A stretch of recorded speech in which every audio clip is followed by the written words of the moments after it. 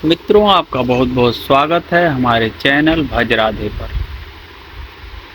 वाल्मीकि रामायण में सीता माता द्वारा पिंड दान देकर राजा दशरथ की आत्मा को मोक्ष मिलने का संदर्भ आता है। वनवास के दौरान भगवान राम, लक्ष्मण और माता सीता पितृपक्ष के वक्त श्राद्ध करने के लिए गया धाम पहुँचे। वहाँ ब्राह्मण द्वारा बताए गए श्राद्ध कर्म के लिए आवश्यक सामग्री जुटाने हेतु श्री राम और लक्ष्मण नगर की ओर चल दिए। ब्राह्मण देव ने माता सीता को आग्रह किया कि पिंडदान का कुतब समय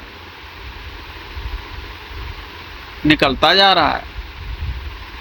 यह सुनकर सीता जी की व्यग्रता भी बढ़ती जा रही थी, क्योंकि श्री राम और लक्ष्मण अभी नहीं लौटे थे। इसी उपरांत दशरथ जी की आत्मा ने उन्हें आभास कराया कि पिंडदान का वक्त बीता जा रहा है। वह जाकर माता सीता वह जानकर माता सीता जो है असमंजस में पड़ गई। तब माता सीता ने समय के महत्व को समझते हुए यह निर्णय लिया कि वह स्वयं अपने ससुर राजा दशरथ का पिंडदान करेंगी। उन्होंने फाल्गु नदी के साथ साथ वहाँ उपस्थित वट वृक्ष, कौआ, तुलसी, ब्राह्मण और गाय को साक्षी मानकर स्वर्गीय राजा दशरथ का पिंडदान पूरी विधि विधान के साथ किया। इस क्रिया के उपरांत जैसे ही उन्होंने हाथ जोड़कर प्रार्थना की तो राजा दशरथ ने माता सीता का पिंडदान स्वीकार किया।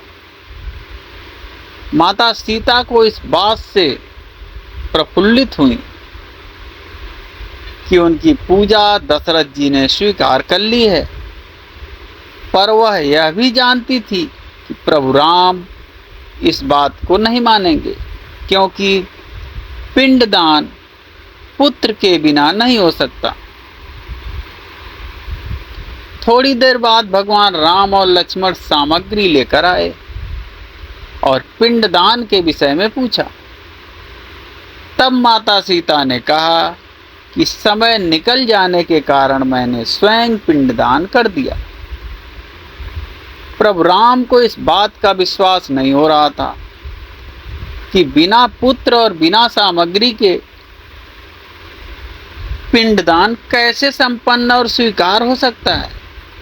तब सीता जी ने कहा कि वहाँ उपस्थित फल्गु नदी, तुलसी, कौआ, गाय, वटवृक्ष और ब्राह्मण उनके द्वारा किए गए श्राद्ध कर्म की गवाही दे सकते हैं।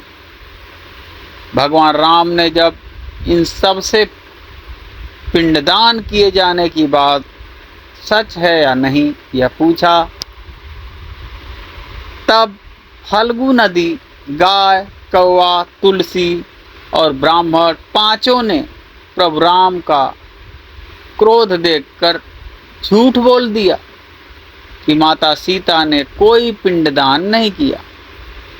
सिर्फ वट वृक्ष ने सत्य कहा कि माता सीता ने सबको साक्षी रखकर विधि पूर्वक राजा दशरथ का पिंडदान किया। पांचों साक्षी द्वारा झूठ बोलने पर माता सीता ने क्रोधित होकर उन्हें आजीवन श्राप दे दिया। फल्गु नदी को श्राप दिया कि वह सिर्फ नाम की नदी रहेगी, उसमें पानी नहीं रहेगा। इसी कारण फल्गु नदी आज भी गया में सूखी है।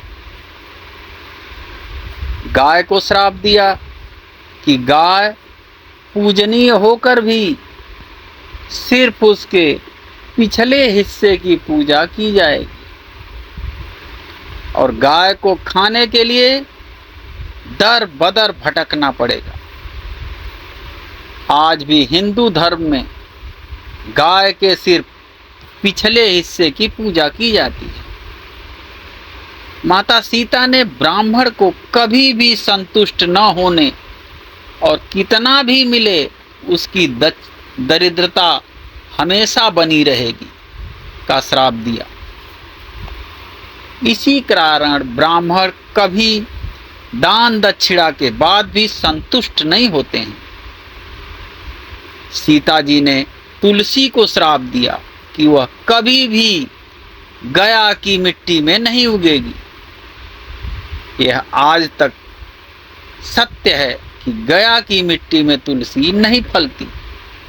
और कौवे को हमेशा लड़ झगड़ कर खाने का श्राप दिया था। अतः कौवा आज भी खाना अकेले नहीं खाता।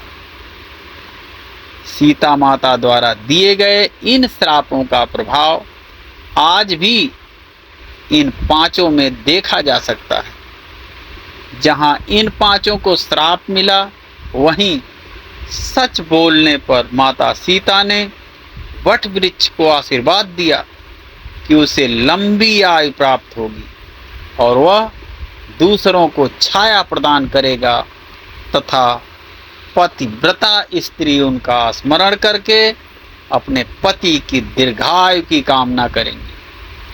तो मित्रों, ये रोचक जानकारी आपको कैसी लगी कमेंट बॉक्स में अवश्य बताएं। फिर मिलते हैं अगली रोचक जानकारी के साथ। तब तक के लिए जय सिया राम।